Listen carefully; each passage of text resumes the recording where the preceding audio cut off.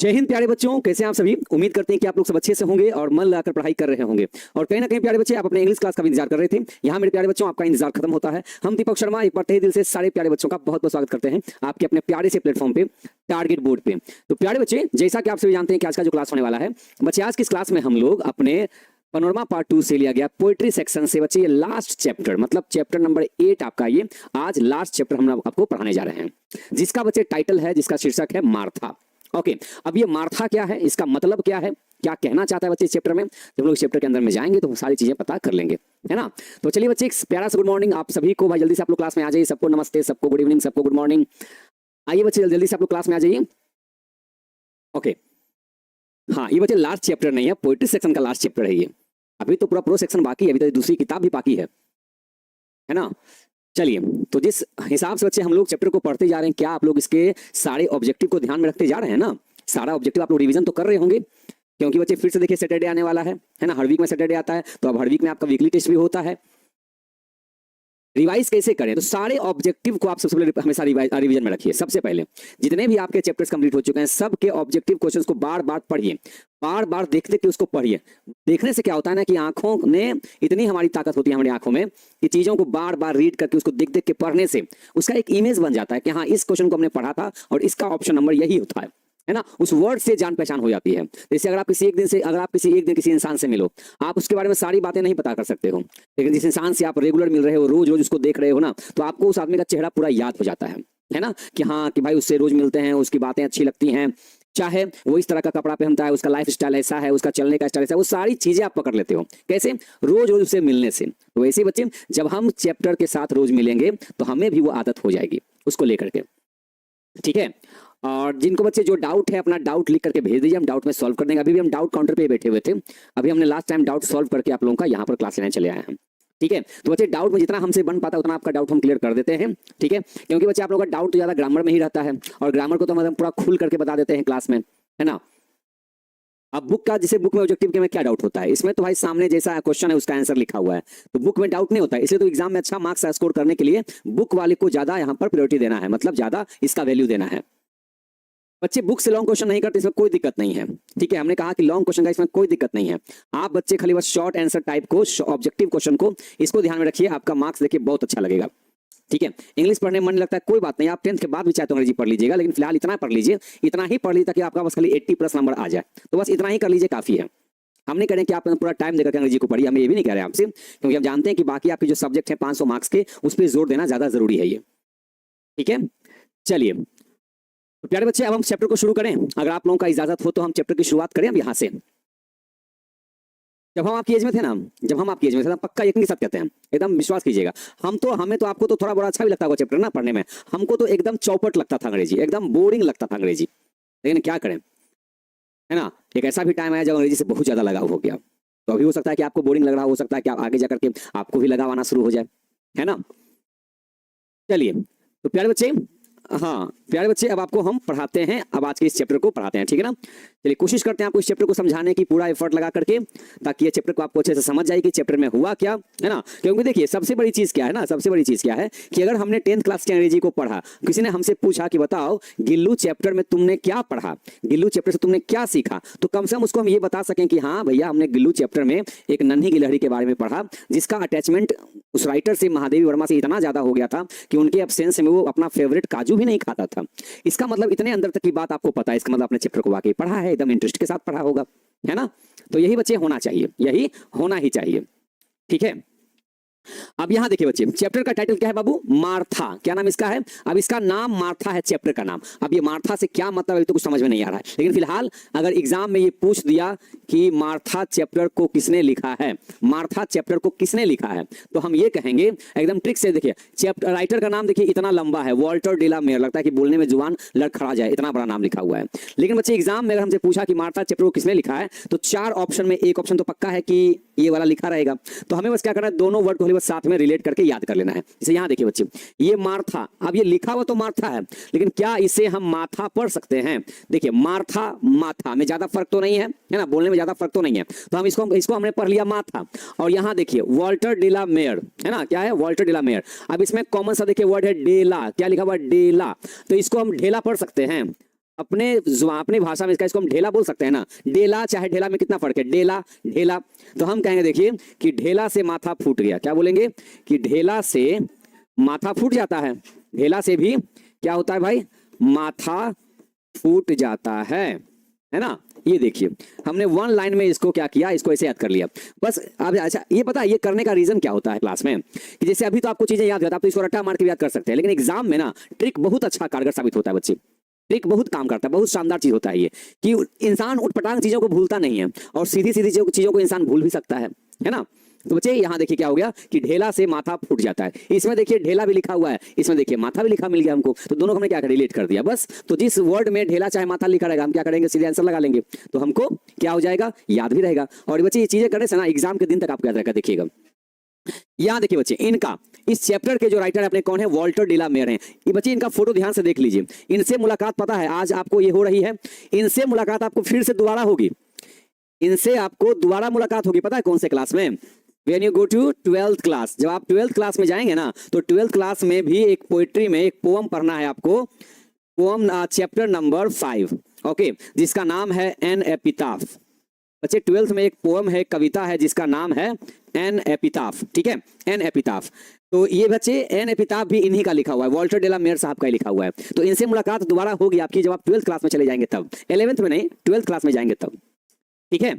चलिए तो बच्चे इनका देखिए, इनका जन्म कब हुआ है भाई, तो 25 अप्रैल 1873 और इनकी डेथ हुई है 1956। देखिए बच्चे एक और खास बात, एग्जाम में अगर आपको राइटर के डीओबी और डीओडी से अगर क्वेश्चन उठा के दे दिया जाए तो इसमें ज्यादा दिमाग मत लगाएगा। अगर आपको याद है तो ठीक है, अगर नहीं याद रहा तो इस तरह के क्वेश्चन को आप क्या कर सकते हैं, छोड़ भी सकते हैं। क्योंकि देखिए ये सब रट्टा मारने की चीज है और इंसान जब रट्टा मारता है तो इंसान भूल भी सकता है। एग्जैक्टली किसी ऑप्शन पे आप गलत भी आंसर लग सकता है आपका, तो उससे अच्छा है कि एक नंबर हमारा क्यों जाएगा। और भी ढेर सारे क्वेश्चन है बनाने के लिए, तो हम दूसरे क्वेश्चन को डील करेंगे। तो हम कभी बच्चों को सही नहीं देते हैं कि आप ईस्वी सन वाला जो क्वेश्चन होता है, ये date of birth date of death वाला, इस पे आप ज्यादा दिमाग लगाएं, है ना।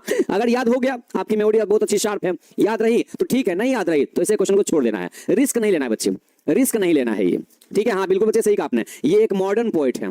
ये क्या है, ये एक मॉडर्न पोएट है, सही बात है, इसमें कोई डाउट नहीं है, ये एक मॉडर्न पोएट है। ओके तो यहां से हमें इतनी जानकारी मिल गई है, ठीक है बच्चे। अब जितनी जानकारी इनके बारे में दी गई है, यहां बढ़ते हैं उनके बारे में आगे। यहां देखिएगा इनके बच्चे, अब पर्सनल डिटेल्स बारे में लोग पढ़ते हैं, पर्सनल डिटेल्स है ना। इनके बारे में क्या पढ़ना है, पर्सनल डिटेल्स पढ़ना है, इनके बारे में व्यक्तिगत जानकारी है। कहते हैं कि इनके बारे में कुछ लाइन लिखा गया है कि he was a modern poet, मतलब ये आधुनिक जमाने के कवि माने जाते हैं। He was quite different from the other poets of his age, मतलब जिस एज में, जिस उम्र में, है ना, जिस समय में ये कवि बने थे ना, उस वक्त बहुत सारे कवि बने थे, लेकिन उनमें सबसे ये बहुत क्या थे, अलग थे।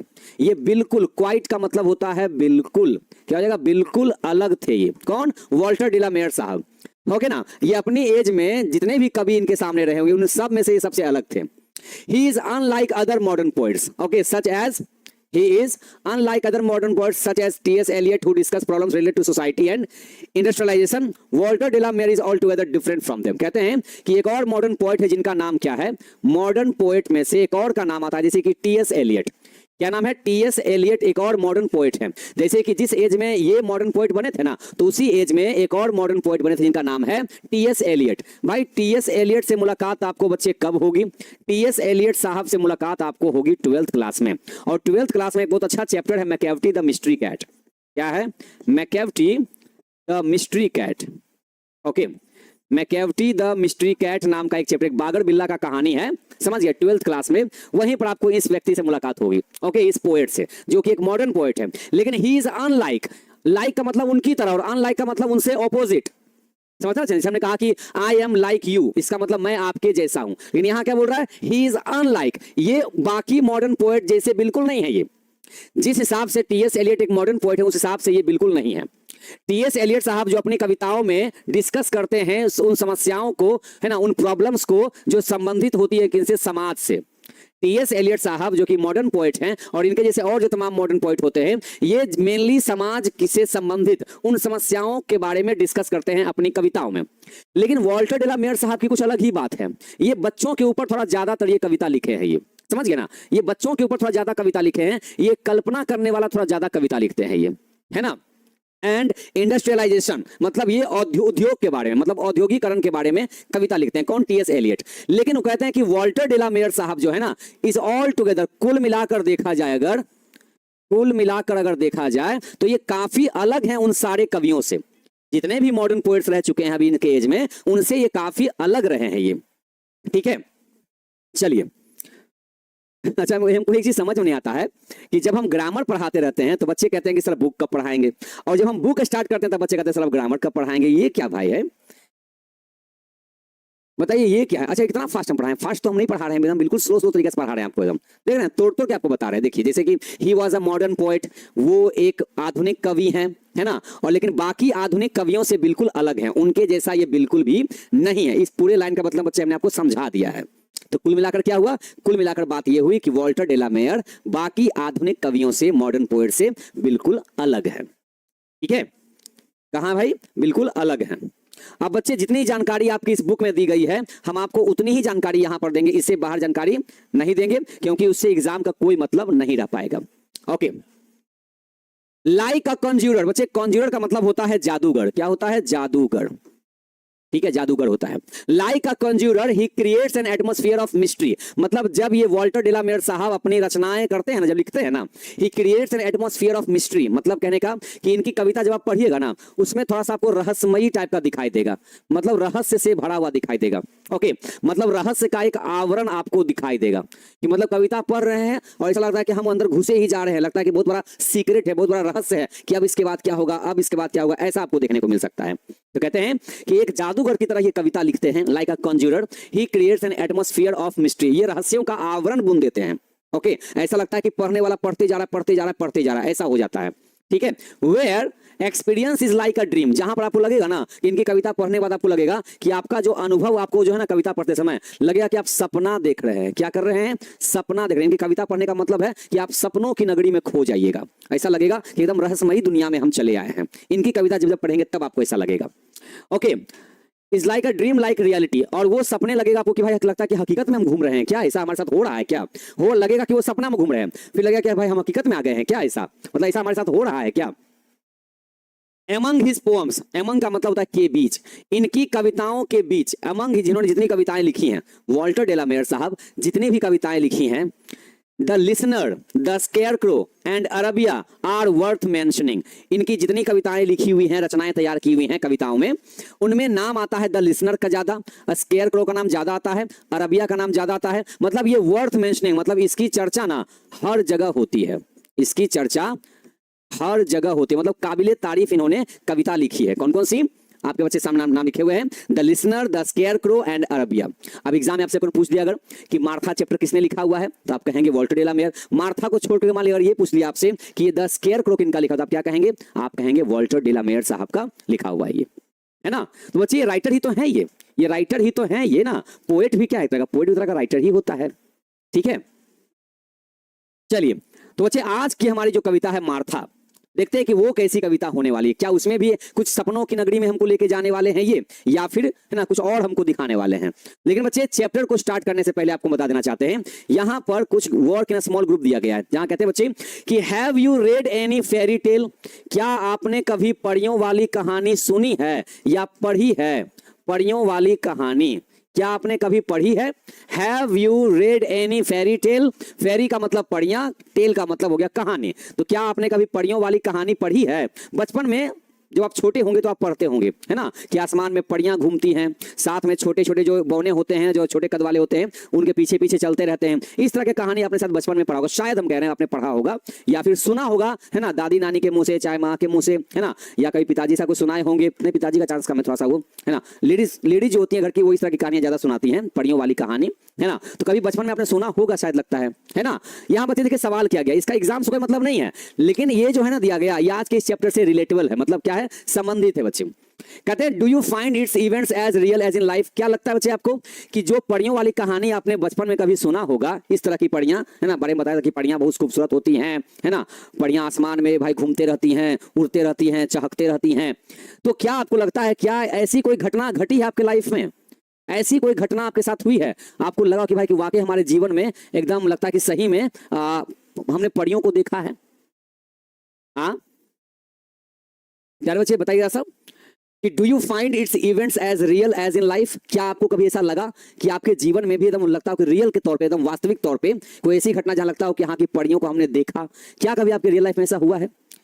तो आप कहेंगे नहीं सर, ऐसा सिर्फ कहानियों में होता है, रियल लाइफ में परियां कहाँ होती है ना? रियल लाइफ में तो परियां नहीं होती हैं। कहाँ कभी आसमान में हम कभी घूमने जाते हैं, चाहे रोड पर हमको कोई परियां दिख जाती है ना? नहीं, वो बात नहीं। वो पापा की परी जो स्कूटी लेके आगे गिर जाती है उसकी बात हम नहीं कर रहे हैं, वो नहीं। वो तो हर बेटी अपने पापा की परी होती है, वो अलग बात है। यहाँ बच्चे उन परियों के बारे में कह रहा है बात यहाँ पर, जो परियां आसमान में आपको घूमते हुए दिखाई देती थी बचपन में, जब आपकी नानी दादी माँ जब कहानियां सुनाती होंगी कि देखो देखो बेटा, 4 परियां थी, आसमान में घूम रही थी, उसके बाद वो दौड़ते दौड़ते चली आई धरती पर और यहाँ पर आकर के वो कुछ लोगों से मिल रही थी, यहाँ पर आकर के खाना बना रही थी। तो आप बचपन में उन कहानियों को ना सच मान लिया करते थे, लगता था कि ऐसा कि हाँ वाकई नानी ने जो कहानी कहा है वो बिल्कुल सही कहा है। तो आपका मन करता कि काश हम परियों से मिल पाते।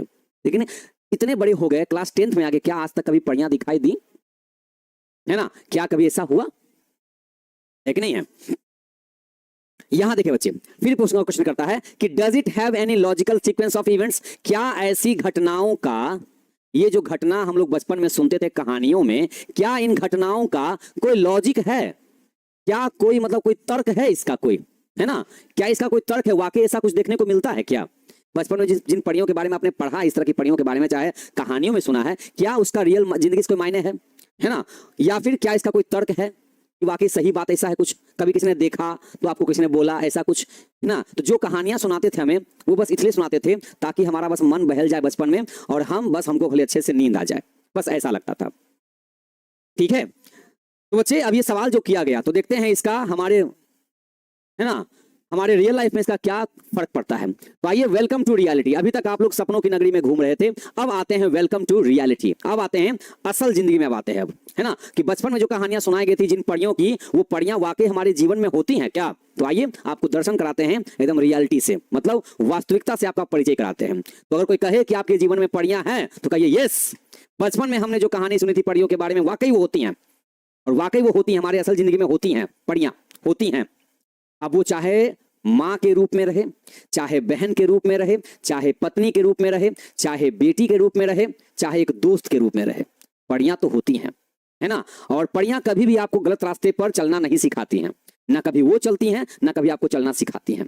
तो असल जिंदगी में, है ना, अगर परियों को देखना है तो अपने घर में आपको देखने को मिल सकते हैं। ओके, तो welcome to reality, welcome to this reality. आइए वास्तविकता से परिचय करते हैं। फेरी इन आवर लाइफ, हमारे जीवन में जो परियां हैं, है ना, उनके रूप देखिए, वो किस रूप में हमारे सामने आते हैं। जैसे ये देखिए, एक बच्चे के लिए उसकी माँ सबसे ज्यादा बड़ी होती है ना? एक बच्चे के लिए इस दुनिया में सबसे अगर कोई सुंदर रूप किसी का हो सकता है तो वो उसकी माँ का हो सकता है ना? एक भाई के लिए अगर दुनिया में कोई सबसे सुंदर हो सकता है तो उसकी बहन हो सकती है, परियां। एक बाप के लिए, एक पिता के लिए अगर कोई दुनिया में सबसे सुंदर कोई है तो उसकी अपनी बेटी है, परियां है। एक पति के लिए अगर दुनिया में सबसे कोई सुंदर है स्त्री तो उसकी पत्नी है, परियां है। तो अगर हमारे जीवन में परियों को देखना है तो हम इस रूप में परियों को देख सकते हैं। बचपन में जिसे हम जो कहानियां सुना करते थे, असल मायने में रियल लाइफ में जो परियां होती है वो यही होती हैं, है ना? माँ के रूप में हो सकती हैं, बहन के रूप में हो सकती हैं, बेटी के रूप में हो सकती हैं, पत्नी के रूप में हो सकती हैं, है ना? और बेटा तो घर का लोहा होता है, समझ गए? जिनको बाहर में अगर छोड़ दिया जाए तो वो सरवाइव कर जाएंगे वो। लेकिन जो घर की बेटियां होती हैं वो हीरा होती हैं, इनको संदूक में बंद करके रखा जाता है, सेफ तरीके से रखा जाता है, क्योंकि बाहर निकलने पे कोई चुरा सकता है। लेकिन जो बेटे होते हैं असल माने वो लोहा होते हैं, बाहर में बरसात में गर्मी में तप रहे हैं, जल रहे हैं, है ना, उनको कोई असर नहीं करने वाला है, क्योंकि वो सब कुछ झेल सकते हैं वो, समझ गए ना? तो अगर कोई बेटियां कहती हैं कि हमको घर में कैद करके रखा जाता है तो क्या किया जाए? हीरा को ना सेफ तिजोरी में ही रखा जाता है, समझ गए ना? हाँ,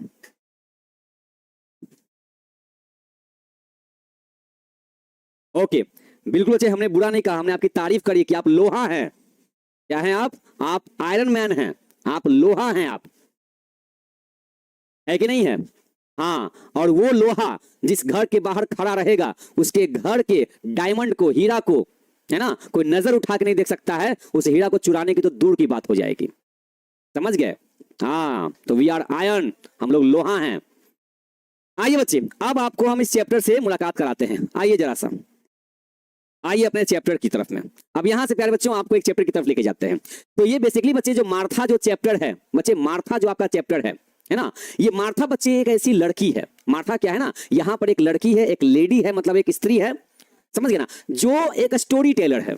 यहां बच्चे हमने यहां पर जो मार्था के बारे में पढ़ा था अभी कि मार्था कौन है ना, तो बच्चे मार्था एक स्टोरी टेलर है। क्या है?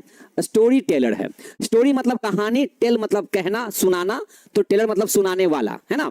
तो मार्था क्या है? एक लेडी है, एक स्त्री है, एक लड़की है जो कहानियां सुनाने का काम करती हैं। क्या करती हैं वो? कहानियां सुनाने का काम करती हैं।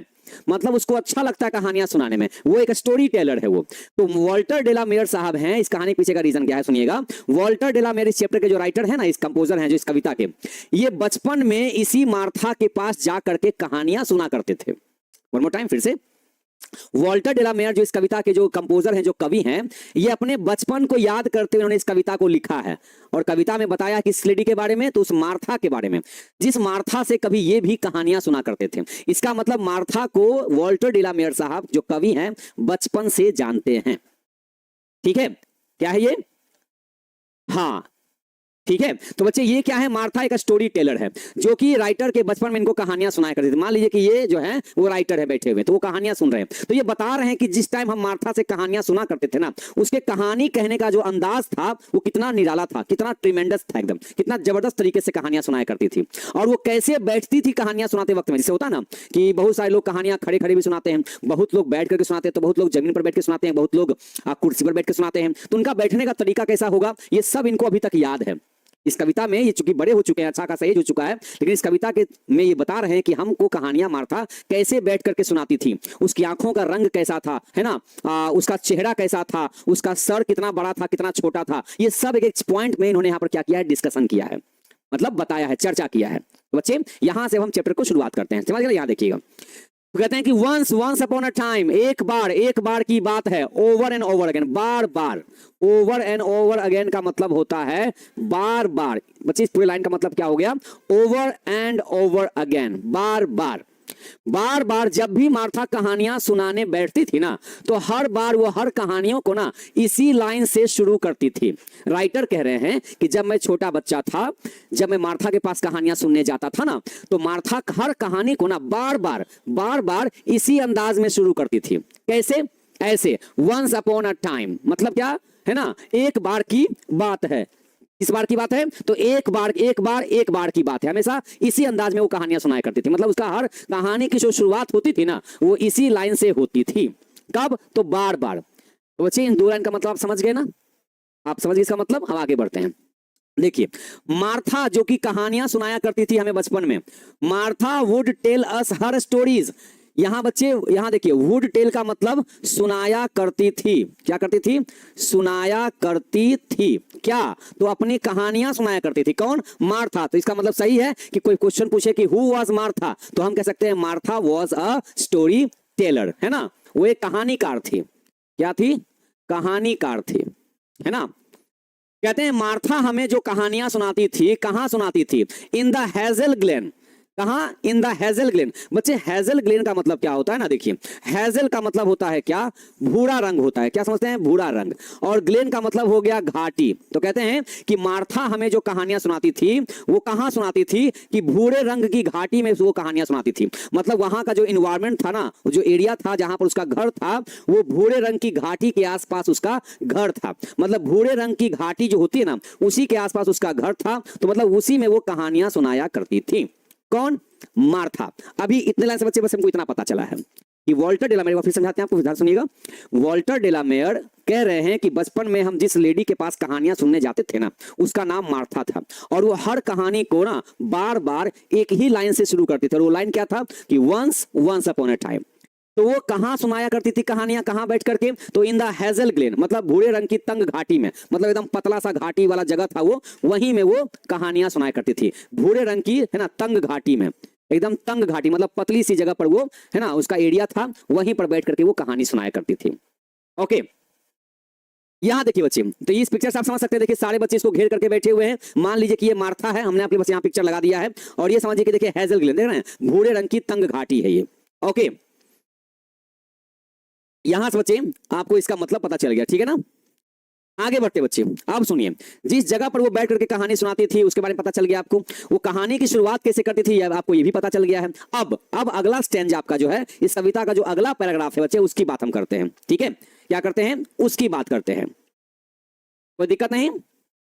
ओके, यहां देखेंगे बच्चे, अब हम यहां देखेंगे अगले स्टेंजा की तरफ में। स्टेंजा नंबर 2 कहते हैं कि हर्ष वर दोस क्लियर ग्रे आईज। पहले इसका मतलब समझिएगा बच्चे, पहले इसका मतलब समझिए।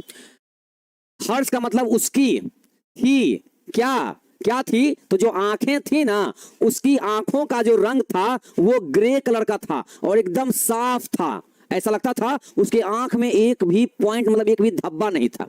उसके एकदम साफ साफ ग्रे कलर की आंखें थी। मतलब राइटर को अभी भी हो ना उस स्टोरी टेलर मार्था की आंखों का रंग क्या, मतलब अच्छे से याद है कि उसकी आंखों का रंग का है ना, उसकी आंखों का रंग कैसा था। तो बताया गया है कि उसकी आंखों का जो रंग था वो ग्रे कलर का था। ग्रे कलर कैसा होता है बच्चे, आप ये जान सकते हैं, सिलेटी कलर जो होता है ना, सिलेटी कलर नहीं होता है, थोड़ा सा हल्का सिलेटी कलर टाइप का होता है, हल्का सिल्वर से थोड़ा सा डाउन कह सकते हैं। ठीक है बच्चे, इसी को बोलते हैं ग्रे कलर बोलते हैं। जो आप आंखें देख रहे हैं यहाँ पर, ये जो आंखें आप देख रहे हैं यहाँ पर, ये भाई ग्रे कलर कहते हैं इसको। ठीक है, तो उसकी आंखों का रंग कैसा था, ग्रे था।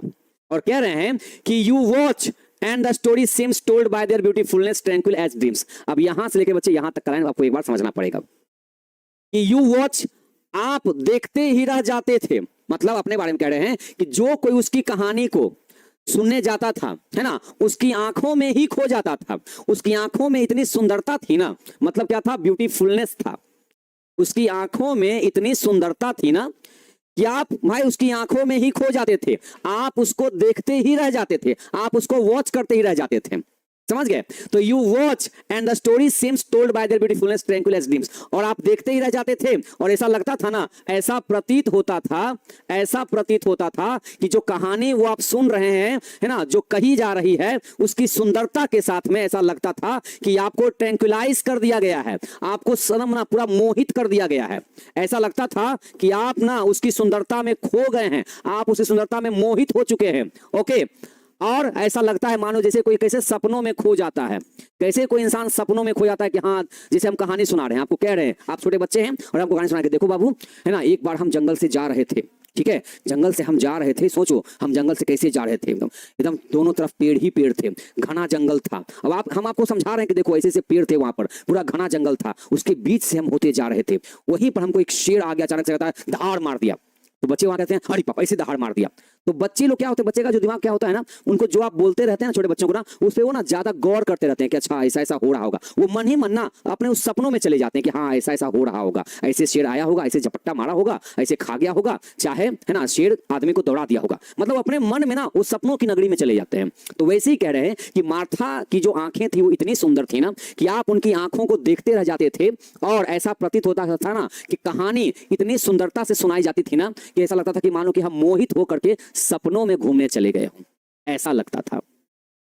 ठीक है, हाँ, तो बच्चे यहां देखिए उसकी आंखों का रंग कैसा था बच्चे, देखिए इसको कहते हैं ग्रे आइज कहते हैं बच्चे। और ऐसा लगता था मानो कि आप भी पीछे पीछे उन परियों के पीछे पीछे, है ना, सपनों की नगरी में चले जा रहे हैं। मतलब क्या हो गया कि आप कल्पना की दुनिया में चले गए, एकदम कल्पना करते हुए। हालांकि पॉसिबल तो नहीं है, लेकिन छोटे बच्चों के लिए हर चीज पॉसिबल हो जाता है। छोटे बच्चों को क्या है, अगर कार्टून भी देखते हैं ना टीवी पर, उनको लगता है भाई कि हमारे साथ ऐसा हो रहा है, वो ऐसा वो फील करने लग जाते हैं। तो ये ऐसा चीज बच्चों के साथ हो सकता है। ठीक है, तो प्यारे बच्चों ये रहा देखिए इस पूरे स्टैंजा का ये मतलब। क्या मतलब निकला कि उनकी आंखों का रंग क्या था, ग्रे कलर का था। और ऐसा लगता था ना कि उनकी आंखों में इतनी खूबसूरती, इतनी सुंदरता थी ना कि मानो किसी को भी मोहित करके सपनों की नगरी में वो घुमा के लेके चलाती थी। कौन, मार्था। इतना अच्छा उसका कहानी कहने का ढंग था। ठीक है, आगे बढ़ते हैं बच्चे। देखिए इस पूरे लाइन का ये हिंदी वर्जन हो गया। आगे बढ़ते हैं। अब बच्चे आपका ये तीसरा पैराग्राफ, तीसरा स्टेंजा आपका हो गया ये। ठीक है, क्या है भाई, ये तीसरा स्टेंजा आपका है। देखिए यहाँ बच्चे क्या वो कहा गया है, तीसरा स्टेंजा में कहा गया कि अब यहाँ पर ना उसमें बताया गया क्या कि उसकी आंखों का रंग कैसा था, उसकी सुंदरता कैसी थी। ठीक है ना, अब बच्चे तीसरा पैराग्राफ में जरा गौर कीजिएगा, यहाँ पर क्या कहना चाहते हैं ये। यहाँ बच्चे ये कहना चाहते हैं कि सी वुड, यहाँ बच्चे लिखा हुआ है वुड, शी वुड सिट, मतलब वो बैठा करती थी। क्या करती थी वो बैठती थी। मतलब वो जब जब कहानियां कहती थी तो वो बैठती थी। उसका बैठने का अंदाज कैसा था, अब यहां पे चर्चा कर रहा है कि जब वो कहानियां सुनाने बैठती थी तो कैसे बैठती थी, अपने दो पतले पतले हाथ के सहारे स्लिम का मतलब क्या हो गया, पतले दुबले पतले, है ना। इसका मतलब ये पता चला कि मार्था का जो हाथ जो था ना दोनों एकदम पतला दुबला था, एकदम स्लिम था, ठीक है। तो वो जब भी बैठती थी कहानियां सुनाने, अपने दो पतले पतले हाथों को कैसे बैठती थी, तो देखिए ऐसे करके बैठती थी, अपने दोनों हाथों को क्लैस्प करके। क्लैस्प का मतलब होता है दोनों को ना मोड़ लेना। क्या करना, क्लैस्प का मतलब होता है बच्चे दोनों को मोड़ लेना, है ना। क्या कर लेना, मोड़ लेना। और मोड़ करके कैसे मोड़ना, तो राउंड हर बेंडेड नीज, मतलब झुके हुए घुटनों को दोनों हाथ से ऐसे गोल करके बैठ जाना। मतलब बच्चे यहां जैसे बैठी हो ना, ये इसी को बोलते हैं कैसे बैठना, तो क्लैस्प राउंड बेंडेड नीज, इसको कहते हैं। मतलब ये जो आप देख रहे हैं बैठने का जो तरीका बच्चे आप देख रहे हैं ना, ये जो बैठने का तरीका है, इस तरीका को बोलते हैं क्लैस्प राउंड बेंडेड नीज, ठीक है ना। तो जब वो कहानियां सुनाने बैठती थी, अपने दोनों हाथों को ना अपने झुके हुए घुटना को ऐसे झुका करके बैठती थी और अपने दोनों हाथों को ऐसे करके बैठती थी, एकदम आराम से बच्चों के बीच में वो कहानियां सुनाती थी वो। ओके, ये बच्चे उसका बैठने का तरीका हो गया कि वो इसी तरीके से बैठ करके कहानियां सुनाती थी वो। आगे कहते हैं, जबकि we on our elbows lolled, जबकि हम बच्चे कैसे बैठते थे, हम बच्चे भी उसको बैठते थे सामने कहानियां सुनने के लिए। तो हम बच्चे ऑन आवर एल्बोज, हम अपने ना, ये देखिए एल्बोज को, अपने कोहनी को, अपने इस कोहनी को ऐसे करके बैठते थे, ऐसे करके, नहीं कैसे बच्चे बैठते हैं, ऐसे करके, जैसे कोई कहानी सुना रहा है। तो हम जब चीजों को जब ध्यान से सुनते हैं ना, तो हम लोग ऐसे खो जाते हैं सुनते सुनते ऐसे करके वो। तो वो ऐसे करके बैठती थी अपने घुटने के सहारे, अपने हाथों को गोल मोड़ करके, और हम बच्चे कहानियों को सुनते सुनते ना ऐसे करके बैठ जाते थे, और उसकी आंखों में हम लोग खो जाते थे, कहानियां सुनते सुनते उनकी सुंदरता में खो जाते थे। ऐसे करके बैठने को बच्चे क्या बोलते हैं, इसको ऐसे करके बैठने को भाई कौन सा पोजीशन कहते हैं, यहां कहते हैं एल्बोज लोल्ड करके बैठना। क्या बोलना, एल्बोज को लोल्ड करके बैठना, मतलब ऐसे करके बैठना, देख रहे हैं ये ऐसे करके बैठना, ये ठीक है, कि हम बच्चे ऐसे बैठा करते थे। और हम बच्चे ऐसे बैठते थे और स्टेयर करते थे, और टकटकी निगाह से क्या करते थे, एकदम टुकुर टुकुर, बोलते हैं टकटकी निगाह, बोलते हैं टुकुर टुकुर ताकना, टुकुर टुकुर, है ना, टुकुर टुकुर देखना। हम सारे बच्चे उनके चेहरे को ऐसे ही टुकुर टुकुर क्या करते थे, एकदम शांति से, एट ईज, एकदम शांति से उनके चेहरे को टुकुर टुकुर देखते रहते थे, ऐसे करके बैठ करके, और हम उनके कहे गए शब्दों में सीधे खो जाते थे, ठीक है, हाँ, उनके सुंदरता में खो जाते थे, ऐसा कह रहा है। तो यहां बच्चे स्टैंजा नंबर 3 क्या बताया आपको, कि मार्था कैसे बैठती थी कहानी कहते वक्त में, और हम बच्चे कैसे। यहां देखिए बच्चे, वी बोलने का मतलब भी हो गया कि खाली राइटर नहीं, राइटर के साथ साथ और भी ढेर सारे बच्चे होते थे कहानियां सुनने वाले। तो यहां कहा गया कि राइटर कैसे बैठते थे, मार्था कैसे बैठती थी, ओके, और राइटर कैसे उनको देखते थे, तो एकदम टुकुर टुकुर देखते थे, एकदम शांति के साथ बैठ करके। तो अभी तक बच्चे हमने आपको ये 3 स्टैंजा पढ़ा दिया यहां पर। ओके, समझ में नहीं आ रहा है, अब बताइए कैसे समझाएं। चाइनीज में वो तो हमको नहीं आता है, अंग्रेजी का हिंदी ही करके हम समझा सकते हैं ना, चाइनीज तो हमें आता नहीं है कि नहीं है। चलिए, तो प्यारे बच्चे देखिए, यहां पर हम यही समझाने के लिए आपको ना, अब मान लीजिए बोलना होता कि अपने दोनों हाथ को क्लैस्प करके अपने बेंडेड नी से ऐसे, अब यहां बताइए हम कैसे उछल के आपको दिखाते जी कि ऐसे बैठते हैं कि कैसे बैठते हैं। तो हमने आपको देखिए सीधे पिक्चर लगा दिया ताकि आपको इजिली वे से आपको समझ में आ जाए कि हाँ देखो कैसे बैठने की बात कर रहा है ना। चलिए, तो बच्चे इसीलिए हम लोग पिक्चर लगाते हैं साथ में ना चैप्टर में, ताकि देखिए जो बुक में चैप्टर नहीं रहता है वो हम लोग यहाँ दिखाना चाहते हैं, ताकि बच्चे को ना इजी वे से समझ में आ जाए। अभी देखिए ये सारे पिक्चर आपके बुक में तो नहीं रहेगा बना हुआ, लेकिन हम यहाँ पर लगा के बताते हैं ताकि बच्चों को दिमाग में सीधे घुस जाए कि अच्छा ये कहने का मतलब निकल रहा है यहाँ पर, है ना। चलिए, तो आगे बढ़ते हैं बच्चे, आगे बढ़ते हैं। यहां तक आप समझ चुके हैं, ये रहा इसका हिंदी वर्जन, ठीक है। अब आगे बच्चे यहां देखिए क्या बोला गया, यहां बच्चे देखिएगा ध्यान से, ये रहा हमारा चौथा स्टैंजा, ठीक है ना। यहां देखिएगा, कहते हैं हर वॉइस, यहां हर का मतलब कौन, मार्था, मार्था की जो आवाज थी, बहुत फर्क पड़ता है आवाज का ना, उसकी जो आवाज थी जब वो कहानियां कहती थी ना, तो उसकी आवाज बहुत ही सुंदर थी। एंड हर नैरो चिन, चिन का मतलब क्या होता है, इसको बोलते हैं बच्चे चिन, इसको ठुड्डी कहते हैं ना, इसको दाढ़ी कहते हैं ना, दाढ़ी नीचे होता है, दाढ़ी तो इस बाल को कहते हैं ना, जहां दाढ़ी है उसको ठुड्डी कहते हैं यहाँ पर, ठीक है। तो बच्चे उसका जो चिन था, उसका जो ठुड्डी था ना, एकदम छोटा सा था, नैरो था, छोटा सा पतला सा, क्या था, छोटा सा और पतला सा था, ठीक है। उसकी जो ठुड्डी थी वो छोटी सी थी और पतली सी थी, ओके। उसकी आवाज भी कैसी थी, तो नैरो थी, मतलब क्या, उसकी आवाज भी पतली थी, ये ठुड्डी पतली थी, साथ में उसकी आवाज भी पतली थी, वो ज्यादा भारी भरकम आवाज में कहानियां नहीं सुनाती थी हमारी तरह, ठीक है।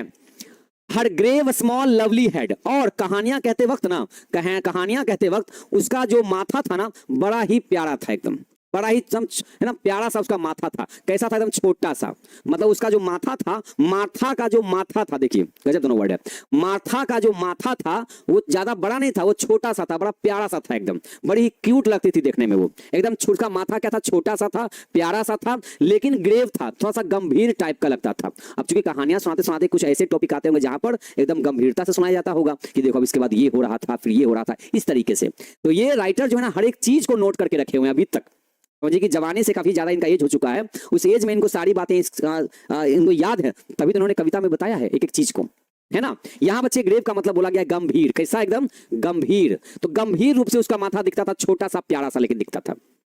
ऐसा प्रतीत होता था, ऐसा प्रतीत होता था, सीम्ड, ऐसा लगता था कि मानो कि कहानी का आधा मतलब तो, कहानी पूरी कहानी का आधा मतलब तो है ना उसके रूप रंग ने कह दिया, उसके रूप रंग ने कह दिया, है ना। कहानी का जो आधा मतलब था तो उसके रूप रंग नहीं बता देता था वो। मतलब कहानी सुनाते वक्त में बच्चे आपका बॉडी लैंग्वेज भी बहुत काम का होता है। कोई भी बात करते वक्त, कहानी सुनाते वक्त ना बच्चे, बॉडी लैंग्वेज भी बहुत काम करता है। अगर आप बिना अपने हाथ को ऐसे, अपने हाथ को आप ऐसे इस तरीके से अगर कहानी सुनाओगे ना तो बीच में आपके हाथ क्या होते हैं, थोड़ा हाव भाव दिखाना पड़ता है कहानी करते समय में। तो ये सब चीजें जरूरी होती हैं। तो कहते हैं कि जब वो कहानी सुनाने बैठती थी ना तो उसके जो शब्द होते थे उसका आधा मतलब तो उसके रूप रंग से ही पता चल जाता था। ठीक है प्यारे बच्चों, समझिएगा। पैराग्राफ नंबर 4 में राइटर क्या कहना चाहते हैं कि उसकी आवाज बहुत बहुत पतली थी और उसका ठुड्डी भी छोटा सा पतला सा था। जब वो कहानियां कहती थी उसका जो माथा था बड़ा ही प्यारा सा था, छोटा सा था, लेकिन हमेशा गंभीर टाइप का उसमें लगा रहता था। गंभीरता उसके चेहरे पर होती ही थी। ऐसा प्रतीत होता था ना, उसके जो मुंह से जो शब्द निकलते थे उसका आधा मीनिंग तो उसका बॉडी लैंग्वेज ही बोल देता था।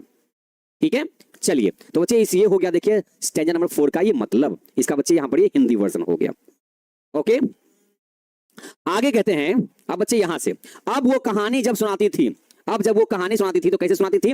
तो हर बार वो इसी लाइन से कहानी की शुरुआत करती थी। कौन से लाइन से? इस वाले लाइन से, once once upon a time, एक बार की बात है। और जब वो ऐसे बोलती थी ना ऐसा लगता था लाइक अ ड्रीम, कि आप मतलब सपने में चले गए हैं। लाइक अ ड्रीम, आप बैठे हुए हकीकत में हैं लेकिन आपको लग रहा है कि हम सपनों की नगरी में घूम रहे हैं। तो like a dream you dream in the night, एकदम बिल्कुल वैसा ही सपना जैसा सपना आप रात में सोने के बाद देखते हैं ना, रात में सोने के बाद जो आप सपने देखते हैं बिल्कुल उसी सपने की तरह सपने में वो लेकर चली जाती थी। जबकि हकीकत में क्या होता था कि हम तो सामने बैठे होते थे लेकिन ऐसा लगता था ना कि हम जो रात में सपने देखते थे ना परियों वाले, हमें वो दिन दहाड़े परियों की नगरी में लेके चली जाती थी, सपनों की नगरी में लेके वो चली जाती थी, है ना। अब यहां देखिए बच्चे, उन सपनों की नगरी में जब हमें वो लेके जाती थी तो उन सपनों की नगरी में वहां हमें परियां दिखाई देने लग जाती थी, वहां हमें परियां दिखाई देने लग जाती थी। और परियों के साथ साथ वो नोम्स दिखाई देने लग जाते थे साथ में। कौन? नोम्स। तो भाई नोम्स देखिए कैसा होता है, ये तो हो गई भाई परी, है ना, एकदम परी हो गई। और ये देखिए बच्चे इसको कहते हैं नोम्स, कहते हैं इसको क्या बोलते हैं? इसको बोलते हैं नोम्स, मतलब छोटे कद वाले को नोम्स कहा जाता है। छोटे कद वाले, यहां बच्चे इंसान की बात नहीं हो रही है, यहां छोटे कद वाले जो जिसकी एक कल्पना की गई है कि परियों के साथ साथ पीछे पीछे इस तरह के लोग घूमते हैं ना, उनको नोम्स कहते हैं। मतलब सपनों की नगरी की बात हो रही है यहाँ पर कि आसमान में जब परियां घूमती तो परियों के इर्द गिर्द ना आसपास इस तरह के छोटे कद वाले जो बौने होते हैं ना, ये भाई दिखाई देते हैं। तो इन्हीं को बच्चे यहाँ पर नोम्स कहा गया है कि हमें वो इस तरह से कहानियां सुनाती थी मानो कि हम दिन दहाड़े ही सपनों की नगरी में घूम रहे हैं।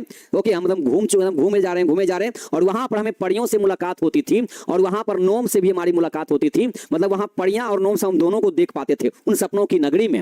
ओके, जो स्टोल आउट मतलब कि जो रात में निकलते थे, जो रात में घूमने निकलते थे, उसी रात में हम लोग उनसे मिला करते थे। किनसे? परियों से और नोम से। कहां पर? In the leaf green light, मतलब हल्का हल्का ना, हल्का हल्का प्रकाश वहां पर दिखाई देता था, हल्का हल्का प्रकाश दिखाई देता था। कैसा? लीफ ग्रीन, मतलब मान लो कि हल्का, मतलब पत्ती वाला जो हरा रंग होता है ना, पत्ती जैसा जो हरा रंग होता है, पत्ती जैसा जो हरा प्रकाश होता है ना, मानो कि वो प्रकाश वहां पर फैला हुआ है। इधर परियां घूम रही हैं, इधर नोम्स टहल रहे हैं और हम लगता है कि हम उनके बीच में उन सबको देख पा रहे हैं उन हरे रंग के प्रकाश में।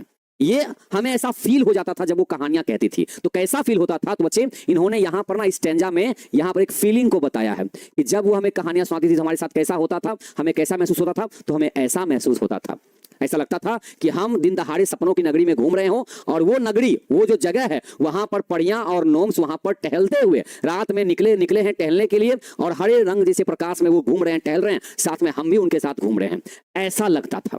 ठीक है, ऐसा लगता था। बच्चे सारे पिक्चर हम गूगल से लाके आते हैं, अब हमारा थोड़ी कंपनी है पिक्चर का, तो ये सब पिक्चर हम गूगल से उठाते हैं आपको समझाने के लिए, ठीक है, आपको सिर्फ समझाने के लिए, ठीक है बच्चे। तो आई होप कि आपने बच्चे इसका मतलब समझ लिया कि इस स्टैंजा में क्या कहना चाह रहा है राइटर। ओके, अब यहां देखिए बच्चे, ये तो हमें लेके चले गए कहां, परियों की नगरी में। अब परियों की नगरी से वापस भी तो आना है, तो हमें जिस तरीके से वो परियों की नगरी में लेके जाती थी, वहां से वो धीरे धीरे कहानी को पीछे खींचती थी, और कहानी को जब वो समाप्त करने लगती थी ना, तो ऐसा लगता था कि हम भी अब परियों की नगरी से बाहर जा रहे हैं। बच्चे यहां देखिए कहने का मतलब क्या है, देखिए कहते हैं कि जैसे जैसे कहानी को अब फिनिश करना होता था, जैसे जैसे वो कहानी को खत्म करने लगती थी, वैसे वैसे उसके चेहरे का जो रंगत था ना, वो धीरे धीरे फीका पड़ने लगता था। मतलब जब चेहरे पे जब अच्छा रंगत होता था, मतलब हम कहानियों में घुस रहे होते हैं, और जब हम कहानियां से बाहर आ रहे होते थे ना, तो धीरे धीरे उसके चेहरे का रंग भी फीका पड़ने लगता था, बिल्कुल ऐसा फेड होने लगता था। यहां देखिए बच्चे कहते हैं and her beauty far away, जब हम उस सपनों की नगरी से बाहर हो रहे होते थे, या फिर जब कहानियां खत्म होने लगती थी, तो उसके चेहरे की जो सुंदरता थी, है ना, जो सुंदरता थी चेहरे की, जो चेहरे की जो सुंदरता थी ना, वो भी धीरे धीरे क्या होती थी, दूर होती चली जाती थी। फार अवे, दूर होती चली जाती थी। And her beauty far away would fade, fade का मतलब गायब, धीरे धीरे उसके चेहरे की सुंदरता गायब होती जाती थी, जैसे जैसे कहानियां, है ना, फिनिश होती जाती थी, खत्म होती जाती थी। As her voice ran on, और उसी तरह से उसकी आवाज भी, जिस एनर्जी के साथ वो, जिस आवाज के साथ वो कहानियों की शुरुआत करती थी, जैसी कहानियां धीरे धीरे खत्म होती जाती थी ना, तो उसकी आवाज भी धीरे धीरे करके शांत होने लगती थी। ओके, जैसे कि देखते हैं कि कोई भाषण, जब कोई भाषण की शुरुआत होती है तो कितना जबरदस्त तरीके से एकदम पूरा आवाज में इतना जोर होता है कि पूरा पब्लिक सुन लेता है। उसके बाद जैसे जब भाषण को ना जब धीरे धीरे समाप्त किया जाता है, एंड किया जाता है, तो वैसे वैसे उसका जो साउंड होता है वो थोड़ा सा लो हो जाता है। तो यही एक अच्छे कहानीकार की पहचान भी होती है कि किस जगह पर कितना साउंड रखना है, कितना नहीं रखना है, ये एक अच्छा कहानीकार ही जान सकता है। ओके, तो वैसे जैसे उसके चेहरे की सुंदरता धीरे धीरे गायब होती जाती थी, वैसे ही उसकी आवाज भी धीरे धीरे, है ना, धीरे धीरे चली जाती थी, गायब हो जाती थी। Till hazel and summer sun and all were gone, और उस वक्त तक वो जो हेजल होता था, वो जो भूरे रंग की जो घाटी होती थी, वो भी जा चुकी होती थी। जो समर, जो गर्मी का मौसम होता था, जो धूप होती थी, वो भी धीरे धीरे सब के सब धीरे धीरे करके चली जाती थी। कहने का मतलब कि वो अपनी कहानियों में भूरे रंग की तंग घाटी के बारे में बताती थी, वो समर सन गर्मी के उस धूप के बारे में चर्चा करती थी, तो वो सारी चीजें एक एक करके ना सब के सब चली जाती थी। ऑल वर गॉन, वो धीरे धीरे करके सब के सब चली जाती थी वो, ठीक है। तो इस तरीके से वो कहानी को क्या करती थी, फिनिश करती थी, मतलब खत्म करती थी। ओके बच्चे यहां देखिए, यहां पर हमने आपको ये वाला पिक्चर लगा दिया ताकि समझने के लिए, जैसे जैसे कहानियां खत्म होती जाती थी ना, वैसे वैसे इसके चेहरे का रंगत भी खत्म होते जाता था, आवाज भी मतलब दूर होती जाती थी, और जो कहानियों में जो धूप थी, वो जो हेजल था, वो सब के सब क्या होता था ना, वो धीरे धीरे करके गायब हो जाता था, मतलब चल जाता था। ओके, तो प्यारे बच्चों आज की कविता, है ना, यहां देखिए बच्चे आगे बढ़ते हैं थोड़ा सा। ये हो गया भाई हमारा पैराग्राफ का हिंदी वर्जन, ये ठीक है। एक बच्चे लास्ट पैराग्राफ इस कविता का, बच्चे एक लास्ट पैराग्राफ इस कविता का। ओके, देखिए बच्चे क्या कहते हैं, कहते हैं कि all for done and forgot, और धीरे धीरे करके ना, कहते हैं कि धीरे धीरे करके हम सब उसको भूल गए थे। क्या थे, हम लोग सब उसको फॉरगॉट कर गए थे, भूल गए थे। And like clouds in the height of the sky, ऐसा लगता है ना कि जितना हमें समय हो चुका है मार्था को कहानियां सुनते सुनते, है ना, अब जीवन में हम क्या चुके हैं, वापस अपने प्रेजेंट में आ चुके हैं। यहाँ पर कहते हैं कि वो तो बचपन की बात थी, अब धीरे धीरे करके सब कुछ क्या होता जा रहा है ना, हम लोग भूलते जा रहे हैं। जैसे कि क्लाउड्स, जो बादल होते हैं, जैसे कि जो बादल होते हैं, in the height of the sky, आसमान में सबसे हाइट पे होते हैं, सबसे ऊंचाई पर होते हैं बादल, है ना। तो बादल कैसे होता है, एकदम पहले क्या होता है कि बादल क्या होता है ना, पहले बादल क्या होता है कि ऐसा होता है, मतलब थोड़ा एकदम जमा हुआ रहता है, कैसा रहता है, एक जगह जमा हुआ। लेकिन जैसे जैसे मौसम बदलता है ना, वैसे वैसे देखते हैं कैसा हो जाता है, ये देख रहे हैं, थोड़ा फटराहा टाइप का हो जाता है, मतलब थोड़ा सा ना ये फट जाता है ये बादल, ये तो वैसे बच्चे इनकी कहानियों में भी होता था, इनकी कहानियों में भी वैसा ही होता था कि जैसे इसके चेहरे का रंगत कहानी के साथ में बदलता रहता था, जैसे कि बादल आसमान में ऊंचाई पर होता है और धीरे धीरे क्या होता है, वो फेड हो जाता है, बदल जाता है। आवर हार्ट्स, क्या बोलते हैं, आवर हार्ट्स, हमारा जो मन होता था, आवर बोलने का मतलब हम सब बच्चों का जो मन होता था ना, stood still in the hush of an age gone by, ऐसा लगता था कि अब अभी भी हम लोग उसी जगह पर, अभी भी हम लोग उसी हर्ष में हैं। ओके, हम लोग अभी भी उसी एज में हैं, जबकि पूरा एक एज यहां से निकल गया है, जबकि एन एज गोन बाय, अभी हो चुका है क्या, अभी हम चूंकि बड़े हो चुके हैं, जवान हो चुके हैं, लेकिन ऐसा लगता है ना कि अब वो एज अभी भी हमें याद आता है, अभी भी वो एज चला गया है, गॉन बाय हो गया है, लेकिन अभी भी हमें लगता है कि हम लोग उसी नगरी में घूम रहे होते हैं। जब जब हमें मार्था की याद आती है तब तब हमें लगता है कि हम लोग हमारा जो मन है वो खींचा चला जाता है मार्था की कहानियों के पीछे। और शायद यही रीजन है कि आज राइटर इतने ज्यादा एज के हो चुके हैं, कहाँ बचपन और कहाँ एक कवि का रूप है ना, फर्क कितना है एज में, लेकिन आज भी इनको मार्था की हर वो कही गई बात याद है, उसका रूप रंग याद है, उसकी सुंदरता याद है, कहानी कहने का ढंग याद है। तो बच्चे ये रहा इस पूरे चैप्टर का आपका है ना मतलब, क्या है भाई इसका मतलब, ठीक है। अब इसका बच्चे यहां पर हिंदी हो गया है, ठीक है। चलिए तो बच्चे ये रहा इस चैप्टर का मतलब, और बच्चे इस चैप्टर का ये जो इंपॉर्टेंट वर्ड था यहां हमने बच्चे आपको यहां पर दे दिया है ग्लोसरी के तौर पे। क्या तौर पे भाई? ग्लोसरी, मतलब इस चैप्टर से लिए गए जो इंपॉर्टेंट वर्ड थे हमने यहां बच्चे आपको लिख करके दे दिया है। ओके अब बच्चे कल के क्लास में हम लोग क्या करेंगे? आज तो हमने आपको पोएम पढ़ा दिया, कल के क्लास में हम लोग पढ़ेंगे, क्या पढ़ेंगे बाबू? कल के क्लास में हम लोग पढ़ेंगे इस चैप्टर से रिलेटेड जो सब्जेक्टिव आंसर टाइप क्वेश्चंस होंगे वो, और जितने भी सारे ऑब्जेक्टिव क्वेश्चंस होंगे हम लोग उसको पढ़ लेंगे। तो प्यारे बच्चों मिलते हैं आपको हम कल के क्लास में। आई होप कि आपको चैप्टर अच्छा लगा होगा समझने में, सीखने में बच्चे। तो आइए मिलते हैं कल के क्लास में, तब तक के लिए जय हिंद।